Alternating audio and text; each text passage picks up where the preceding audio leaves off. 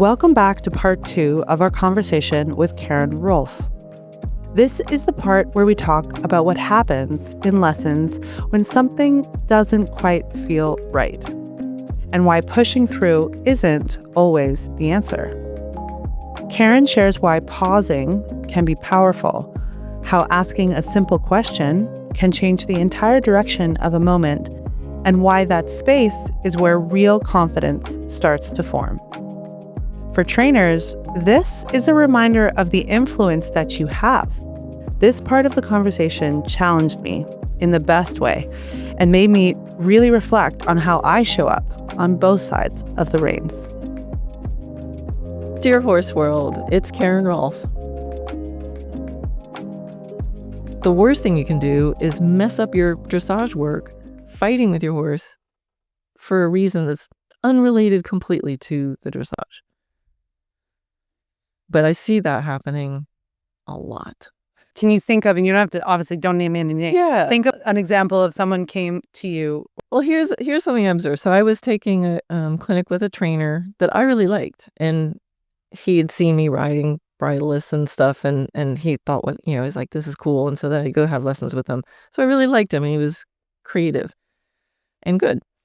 And the person before me came in. She had a younger horse, not a lot of exposure, and it was in indoor a covered arena. And so she had warmed up outside, and then she was going to go in the covered arena, and he was balking. So he's definitely like, I'm not so sure about going in there. Tried, needed to be let in. They got him in there. The lesson started. Okay, go forward, because that's how every dressage lesson starts. Like forward. And the horse was not going forward, and he was, the head was up, the back was braced. And again, shutting down out of tension, right? Not out of low energy. So like, come on to tap him. Okay. And then the instructor gets the long whip. I'll just kind of help and get behind. And in like 10 minutes, they are, chasing the horse around the arena within the realm of normal. Like nobody was getting shocked. They weren't whacking the horse.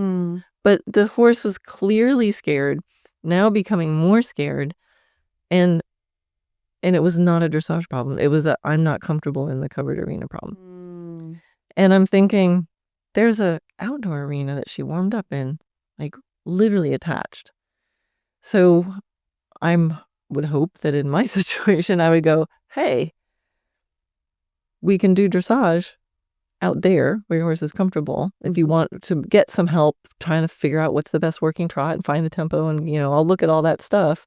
Or we could make sure the horse has a really good deal and a really good experience in this covered arena, so next time it's not scared. But what ended up happening is I had a bad experience. It's like I knew this was going to suck in here, and then it did. And I'm like, to me, those things seem so obvious, and we have choices. It didn't have to that we could go, wait a minute, something's going on here. Like, how else can we look at this problem?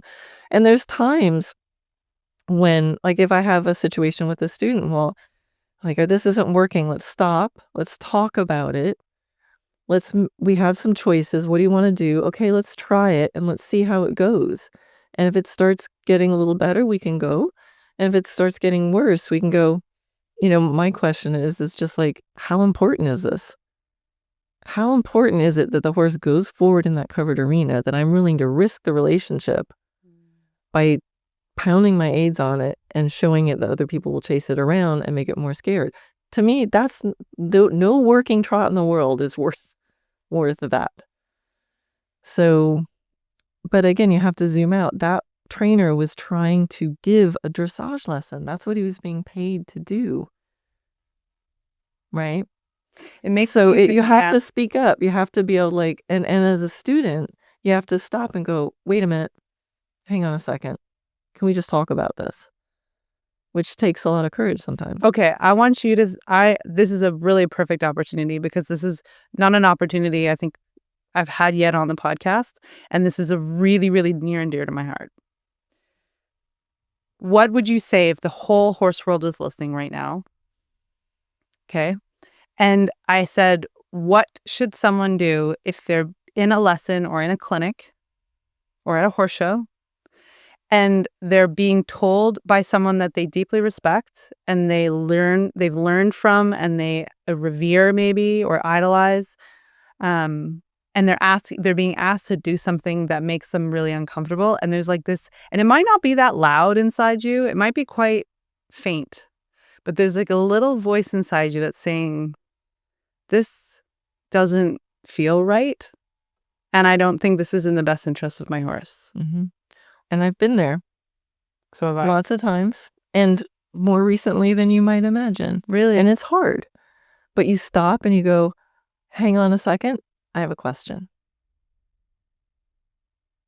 And if the person teaching you is not open to that, then you just say, I'm sorry. You blame it on yourself. Like, I'm sorry. It's just me. You can always fake a stomach. I'm about to throw up. Everyone will let you go. They'll let you leave. You go, Yeah. I think I'm going to throw up. Yeah. I could get here. That is a real good. But I think the main thing is like, hang on a second. I have a question. Because that will cause people to think differently. You stop. Then you have a second to form the question. Yeah. Hey, this doesn't feel right. Or I don't know if this is fair. Like, I'm not really understanding this, or my horse, whatever the question is. And then how the trainer or instructor responds, it gives them a second to take a breath and go, oh, yeah, you're right. And maybe start teaching and being a little more curious and change their attitude, because they get in the heat of the moment. Mm-hmm. And so it just diffuses. And if it doesn't diffuse, and if you're like, if you're being told no, you can't, no, you must, it's like, that's not something I want to be involved in. It's like, it's just not that important. There's nothing in the horse world that's that important in a moment to sacrifice the relationship. Yeah. Unless if you're in a situation where, because I know some listeners now going, I can think of a situation. What if the horse is being really dangerous? It's like, okay, we probably need to get out of that situation. Yeah. Right. If you're asking these kind of questions and something like that, you just pull the plug, stop. And, if it's not working that much, then you shouldn't be in that situation. What would you say? Because I know that this is something, and this is something that's gone through my mind, and I've heard it repeatedly. So in those moments where you challenge or you question, then the narrative becomes, well, it's because you lack the capacity or the fortitude, or it becomes like you're failing, or like you're not capable, or that you're not, and then it becomes like in the narrative within the rider is, okay, well, like I just wasn't able to do it, or I wasn't able to, I wasn't good enough. Well, that's why it needs to be a question, right? Mm-hmm. So the answer could be a whole range of things, right? It could be like, hang on a second, I have a question. It's like, I just feel like I'm struggling. It just doesn't feel fair, whatever it is. And the instructor might say something like, I get it.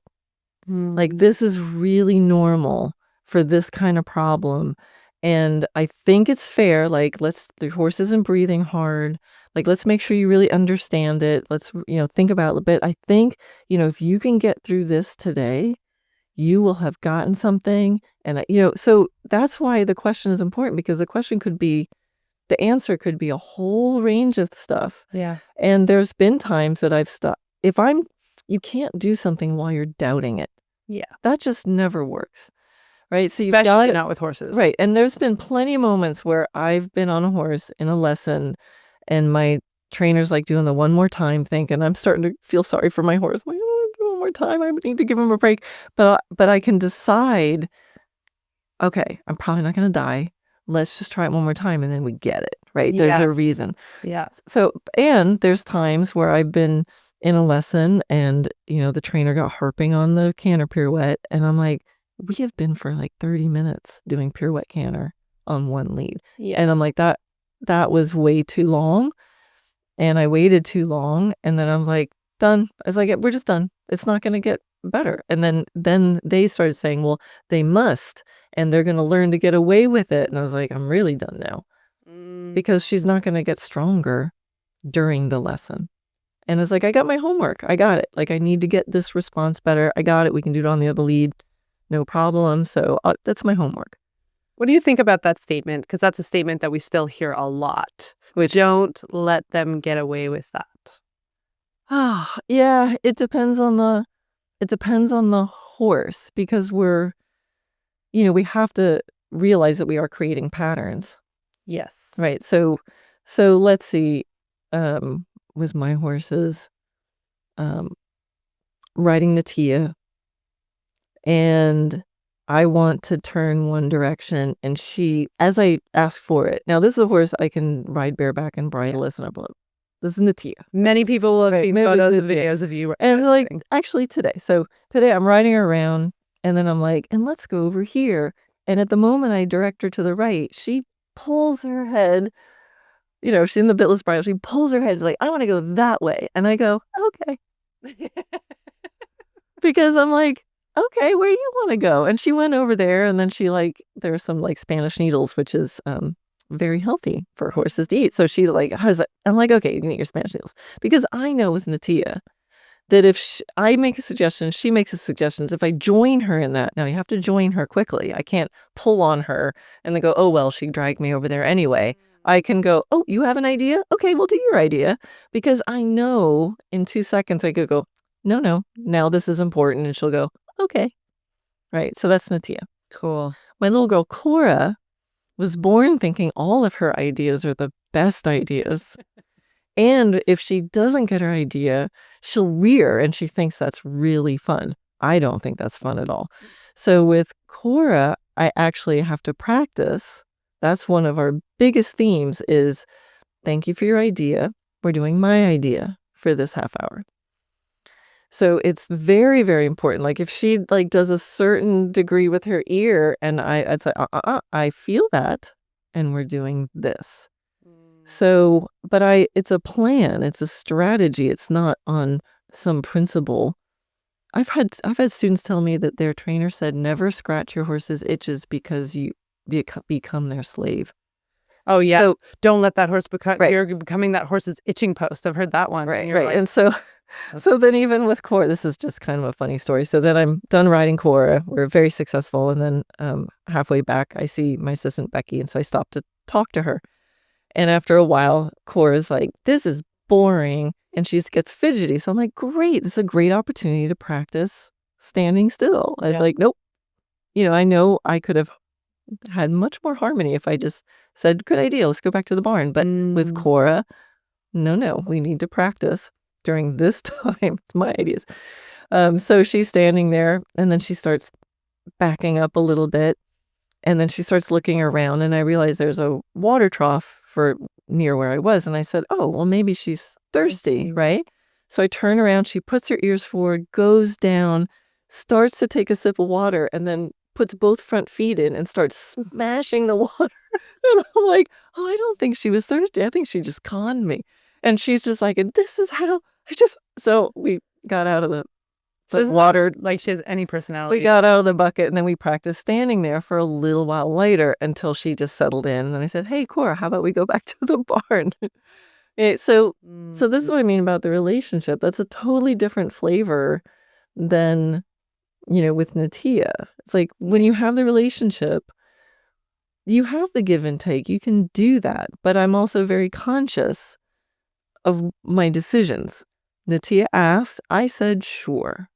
And I know that if it started getting to be a thing, that every time I told Natia something, she just dragged me somewhere else, I would change my strategy. Yeah. So you're always measuring the cause and effect of what you're doing. But some horses just get so happy that they get to make some choices.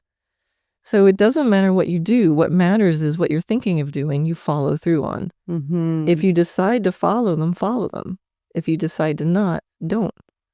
But don't tell them you want one thing and then allow them to do the other thing. Does that make sense? That makes perfect sense. Yeah. Or don't follow them, but kind of fuss with them the whole time. Yeah, like to commit. You've got to be one or the other. Go with them or they come with you. And decide. and then try to get as good at that as possible. Is there like a checklist that you go through? Like, I mean, because I'm trying to imagine, okay, so everyone who's listening to this episode is going to be like, they're thinking in their minds, okay, my horse is like more like Natira, my horse is more like Koro. Maybe there's, maybe they flip-flop between the two. In those moments, are you like evaluating what you want the ride to be like ahead of time? Are you setting some guidelines for that ride so that'll help you make decisions? Yeah, it's like the loose. I try to each week. I'm very aware of a theme. Like I have a little theme, like this, and then on each day, I try to have like, what's the purpose of this ride? And the purpose of one session might be that they have fun, and then the next one might be straightness at the canter, or my collect. So that there's a whole range of stuff that I might want to focus on. And I think you just need to be clear on any day. But like let's say that my theme is, I don't know, like more exuberance or something. If I want a horse that like starts offering, then on one particular day, I might say be working on my, straightness at the canter or something like that. And I'm I'm in the arena with the mirrors and I'm really being precise. And let's say we get a little imprecise because they get a little exuberant. I have to be really careful. I have to decide in that moment, like, well, which is more important? And for me, usually the main theme of the week is the important thing. And if I'm in the middle of working on precision and my horse gets like, wow, and like offers to like do something cool and feels like, like, whoa, there's an extended canter in here that just feels awesome, I might take that. Right. So I think in my world, it always, when I talk about it, always starts to feel very confusing because I have all these different possibilities. So there's a time for the checklist of things you need to do. And I think there's a lot of that in the horse world. Yes. You need your leg yields, you need your 10-meter circles, you need your, like, you can go look at the dressage test. That's the stuff we got to figure out. Yeah. And you want your horse to stop and hold and stand and yield. There's lots of lists, but then it's like, how are you and your horse going to navigate that? And it's like a marriage. So what's the checklist for the perfect partnership or marriage? It's different. It's different for everybody. Yeah. Can you imagine? Because sometimes, like, can you imagine being asked to do a demo? Like, could you and your partner go out and do a demo on what a great relationship is like? Like, what would you do? I'm dying. I'm just thinking of Ben and I, like, what would we do? I mean, Dean and I would probably just sit there and be like, hey, and he'd go, hey, and then it'd be like, yeah, he's awesome, isn't he? And then he'd plant a plant, and then my horse would eat it, and then we'd laugh. Like, that's, so sometimes people are like, do a demo. I'm like, demo with your horses of your technique. I'm like, well, Ovation would be licking my face, and then maybe I'd do a little bridleless and Tomic would sit on the beanbag. Like, I don't know. I love it. Or we'd just stand there, like I'd be scratching their itches. But it's true, yeah, when you think about that, like the whole checklist thing. And I actually think this is a wonderful opportunity to talk about the concept that you introduced to me that like was just really brilliant. So in working with my two horses, I remember you broke down to me when you're trying to do something, a skill or whatever. Is this a session where you're learning? Is this a learning session? Okay. Right? Or is this a, like, we're going to get an A+? Can you explain to everybody the difference and how that plays into working with horses or playing with horses? Yeah, and I just want to put a little asterisk on or a footnote on what we were talking about. Like, it is good to have lists. Whether we're deep in the Rocky Mountains or down in the heat of Florida, we trust YETI products on this journey of a lifetime. From the Roadie 48 cooler to the YETI mugs you see right here in the studio, YETI coolers and drinkware are built tough, smooth, and ready for anything the horse world has in store for us. Before we get back to this episode, a quick note.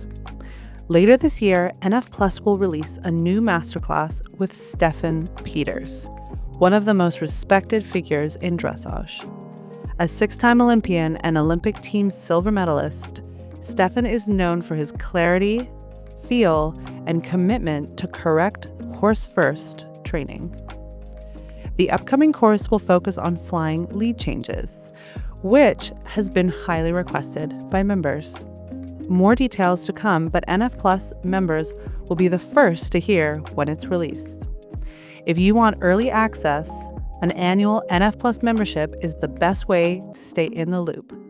Sign up today at noellefloydplus.com and use the code DHW for 15% off an annual membership. Now, let's get back to the episode. Yeah, and I just want to put a little asterisk on what or a footnote on what we were talking about. Like, it is good to have lists. So, like, I'm very queen of all possibilities, but that's layered on top of, I am a dressage rider. So I do have a lot of structure.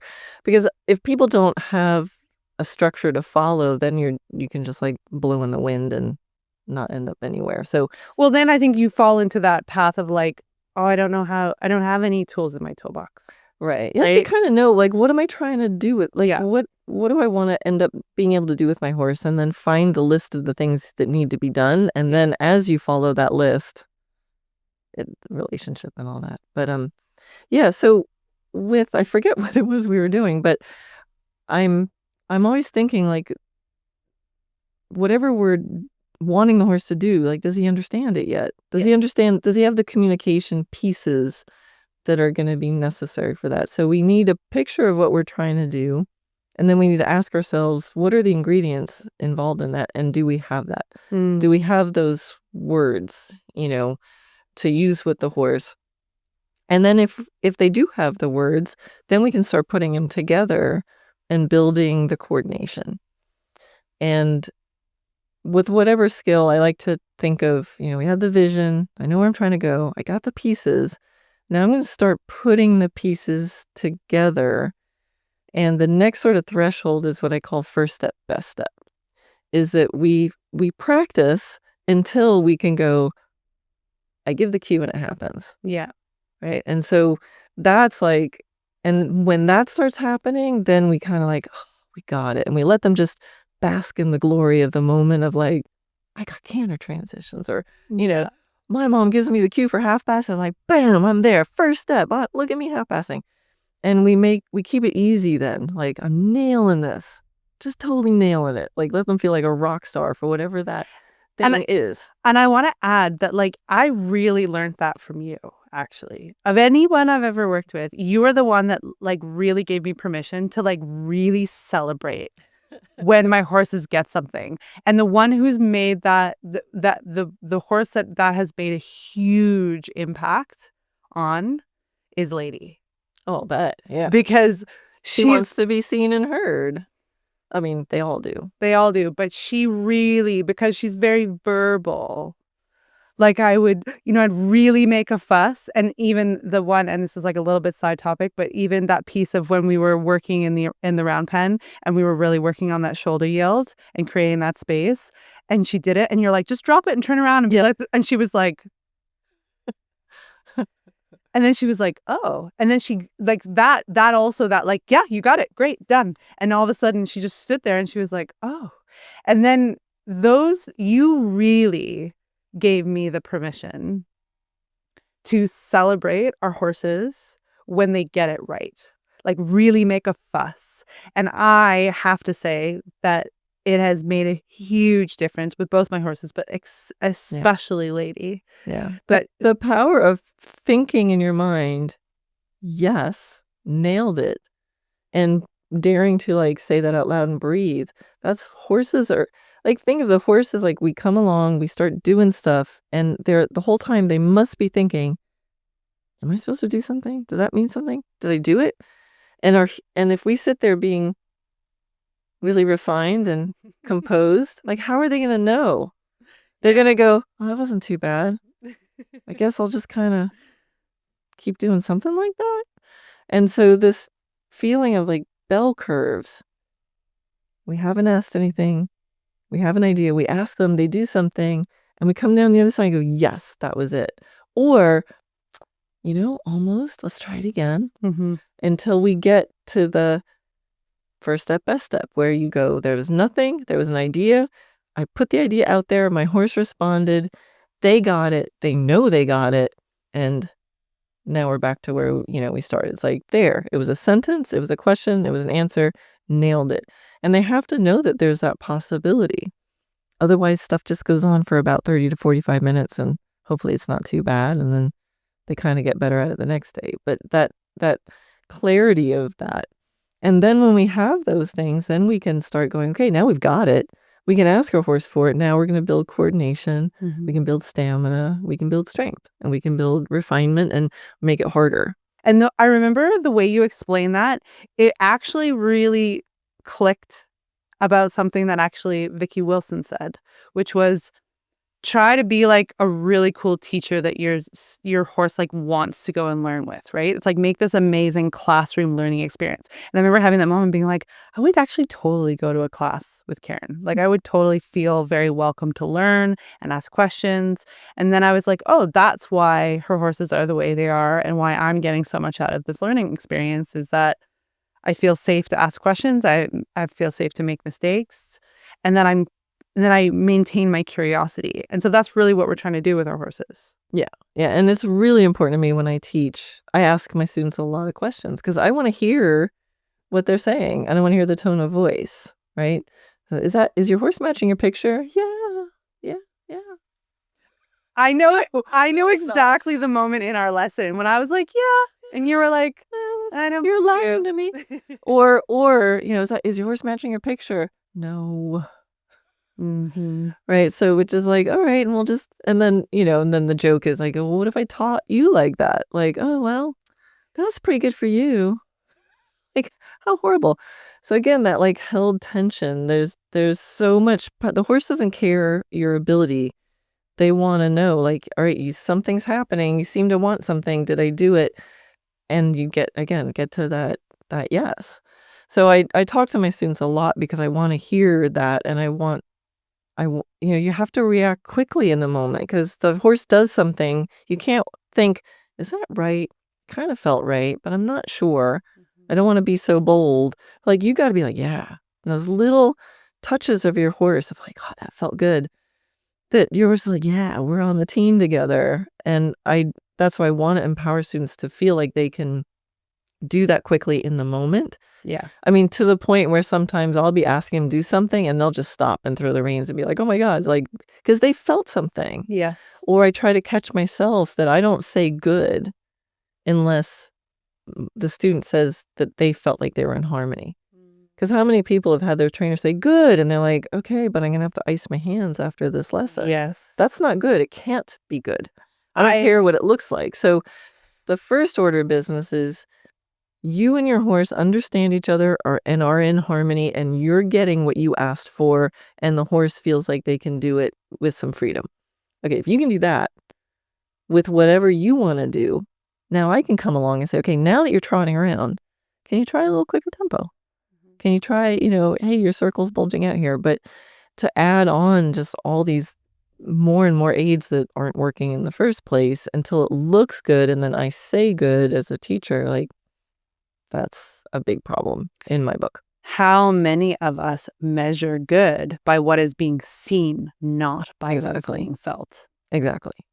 Yeah. And I've had lots of students who've come to me who literally say that they used to have to ice their hands after a dressage lesson. What? In a double bridle in a horse's mouth.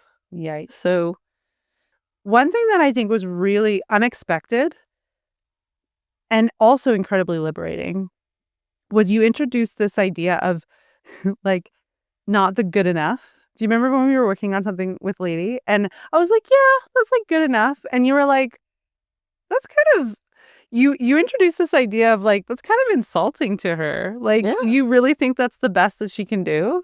And I was like, Oh, I never thought about it like that. And I think for a lot of us who have rescue horses that have a traumatic past, we do try to we want to give them a break. We want to be like, oh, like, and that's like saying like, oh, Timmy comes from a troubled past, like just, B+ is fine. Yeah. And you introduced this idea of how like patronizing that is. And I was like, I remember after I thought a lot about that lesson because I was like, wow, that's so true. Like, and since then, the skill acquisition for Lady and I has been much steeper Awesome. or like faster because I've been like, no, girl, like you got this. We got this. Like you are not your past. And I think a lot of us that have rescue horses, you can also get a little stuck in that, like, okay, so they were abused and this happened and da-da-da-da-da, and you like build that narrative and you tell that story to every single person that you work with. And you're like, that horse, they're in the moment present with you. Like you don't have to relive that history anymore. Yeah. Yeah. I mean, there's a couple of things going on. There's the story, which that's just a life thing. We all have to be careful of the stories we tell because it holds us. We just take our past and plop it in the front of us and label and, and the not on purpose, our brain does that. Our brain goes, oh, that's what that is. But the other thing is this not patronizing. And this is where sometimes when I talk about this, it sounds like it's harsh because I'll say, no, you got to get 100%. Yeah. Right. And that can sound really hard. But what happens to rewarding the slightest try? Right. Because that's a thing. Mm-hmm. But there's a big difference between, well, let me use this example. So baby horses first trot around the arena. Like when you're out of the round pen, you go in the arena and you're like trotting down the long, it goes just around the long side. Yeah. Now, I've trained horses to Grand Prix. I've been doing this my whole life.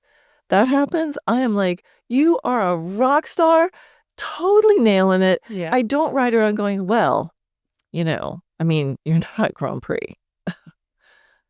I'm not going to do that to that. That young horse is going to be like, I did all the things. Like I had a student once come in to call for a lesson when I was back at Noelle Farm. And she's like, she wants to take a lesson with you. And I said, well, what do you do? And she's like, oh, I do everything. So in my mind, I'm thinking Grand Prix. She's like, yeah, I do everything. I walk, trot, and I canter. Anyway. Oh my God. So I want my horse to be like, I followed the rail. And so like, I'll ride that horse and it'll be like, this is the most important thing. I do this with Cora because she's kind of like, Cora, man, like this going around the arena and being really on the wall, like that is so important. You have no idea. And then she nails it. I'm like, you are the best horse in the whole world. Right. So get 100%. I can change my expectation. Right. So that's the key. Yeah. And so I'll ask myself, is what I'm asking fair, reasonable, and possible? Is it fair, reasonable, possible for my baby horse to passage down the long side? No, don't expect it and don't compare it to it. But I'm going to say, here's what I want. I want her to pretty much stay on the wall. And if she goes off, that I can very lightly direct her back and she directs back. Then we are 100% successful rock star. And I'm going to feel like she's a rock star. And so as I'm going along, there might be a day where I pick something that's a little too hard. And it's like, oh man, I'm trying this. It's like my 5th time trying. Yeah. I'm starting to use more aids. It's not working. I'll stop and I'll say, is what I'm asking for fair, reasonable, possible? And then I can decide. I might go, you know what it is?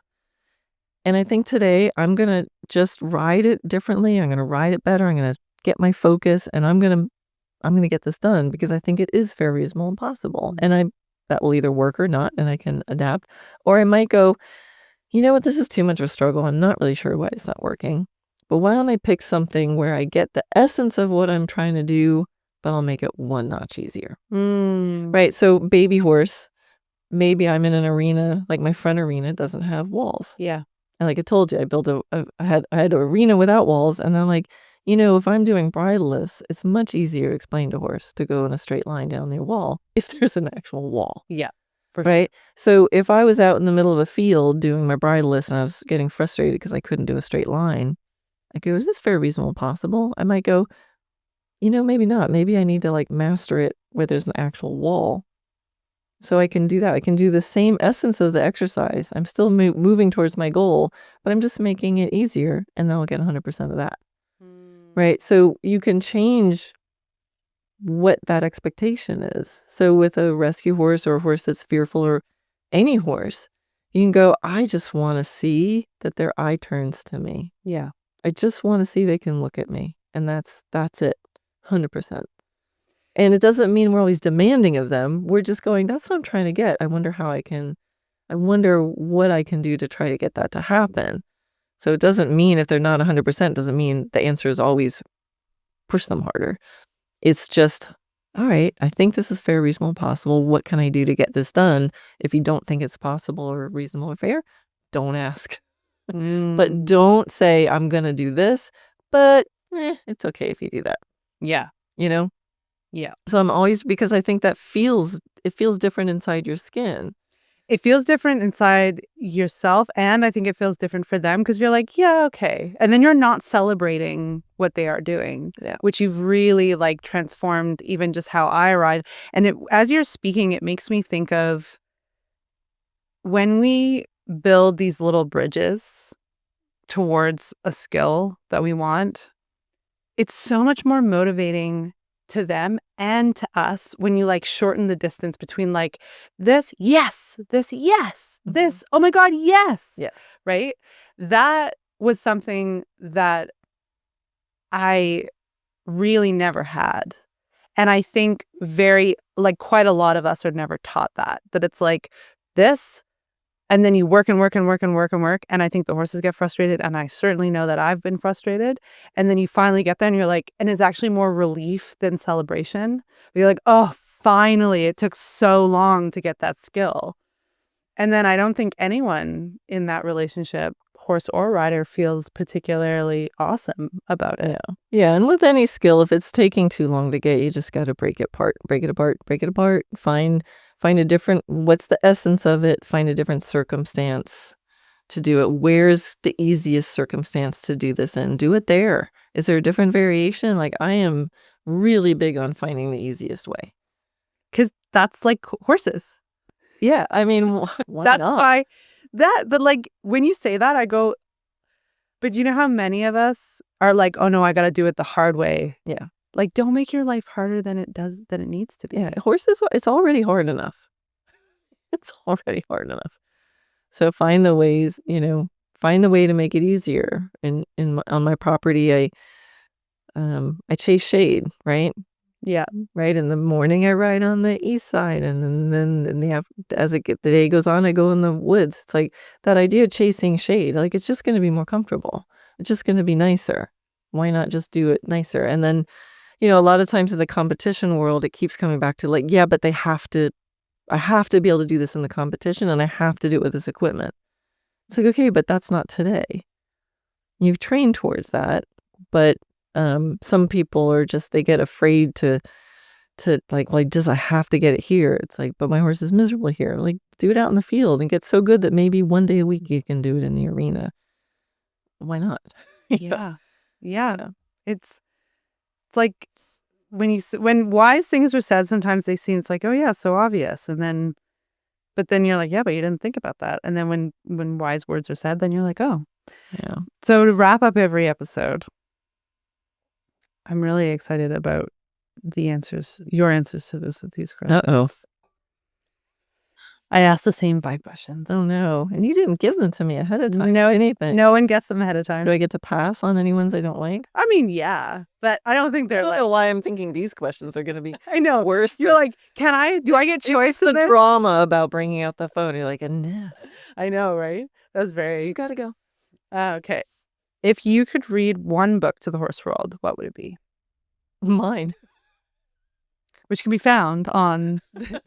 We'll include the link in the show notes. Exactly. Am I allowed to say that? Yeah, absolutely. But oh my gosh. I'm very proud of it. Yeah. I know what yeah. I was like, I'm adding it. I'm like, I actually think it's going to like nix out now. And especially now that I've like ridden and worked with you, I feel like the book is going to be so much richer for me. Like, because I'm going to like hear your voice when I read it, which is, I think, especially special when you're reading a book. Mm-hmm. If you can hear the person who's written it, their voice, I think that's kind of cool. Yeah. Who is the most iconic horse in history? I think for me, the Black Stallion. Can it be a fictional horse? Totally. That beach scene, I mean, come on. Is that not everyone's like, Yeah. that's the top of the pyramid or whatever you want? Yeah. It's, yeah. Yeah. Do you know what it's inspired by? The book? The Black Stallion? The story of Alec and the Black? Do you know what it's No. on? On Alexander the Great and Bucephalus. Really? Yeah. Inspired by the boy tames the untamable horse. Wow. Most undervalued skill as a writer. Oh, what a great question. The undervalued skill. The writer's own instincts to trust what they're feeling. Who is the greatest horseman or horsewoman in history? No, sorry. That was like it. You can't pass on this one. I will just say Xenophon because that's easy. Oh, you're the first to say that. Really? Yeah. And that feels like a cop-out. I mean, edit that part. Then I feel really wise. I mean, it's still Good influential. answer. Still influential. Yeah, and when you read it, you're like, yeah. Yeah. Damn, good answer. Okay, last question. Mares, stallions, or geldings? Oh, all of the above. All of the above. I mean, they're just different, but Okay, which one and why? I don't know. The mares are just, I don't know. There's something different in the quiet power of the mare and how they just don't really care to play, but when they do engage, it just feels really special. They're just tough. I mean, like personal power kind of thing. Someone is working for you. It's really nice. Geldings are just